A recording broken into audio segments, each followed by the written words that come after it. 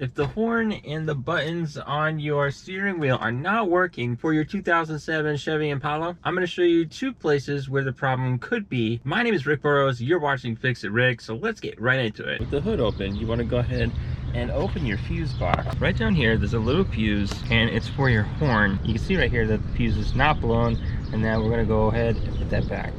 So the problem that I'm experiencing is actually behind the horn assembly, and that is called the clock spring. So in order to get to your clock spring behind the horn, what you have to do is find this little hole right here, and you want to take a small flathead screwdriver, and then you should feel like you're pressing something and then it's kind of pushing you back. Once you push it in and you feel that it's giving pull on the horn, so this side pops out a little bit, and you're going to find the exact same hole right here, and then you push in.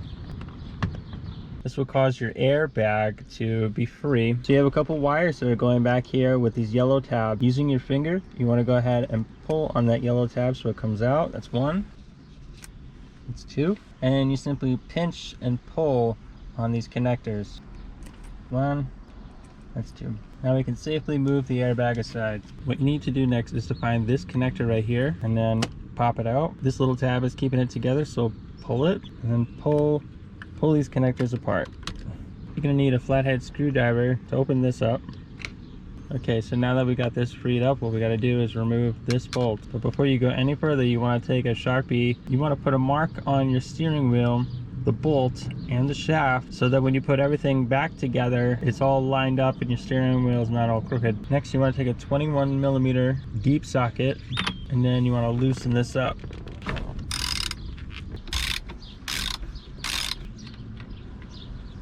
You then want to wiggle your steering wheel back and forth until it comes loose.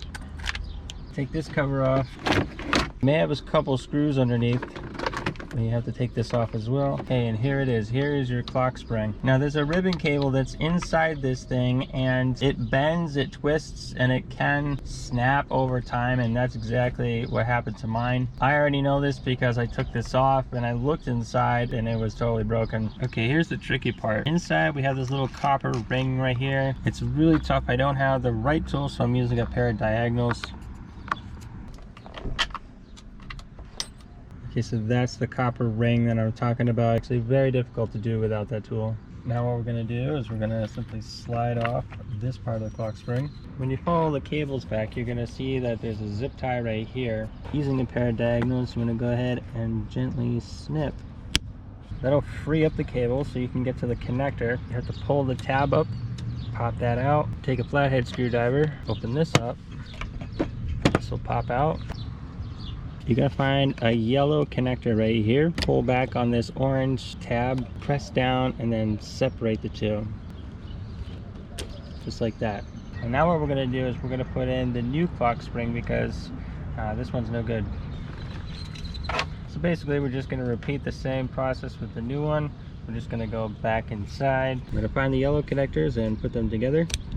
Put our little orange tab, hold it in place, and slip this back into place. So on your clock spring cable, you have another little connector. And go ahead and connect that to the, like so. The clock spring has a little hole right here, a little orange plastic tube. You're gonna line up that plastic tube, like so. Then you're gonna take that copper ring, slip it over the shaft till it snaps in place.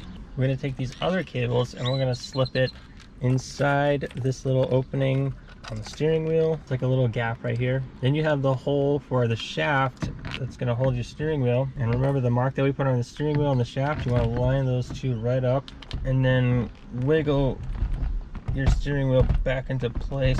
We're going to take the nut for the shaft and then screw that back on.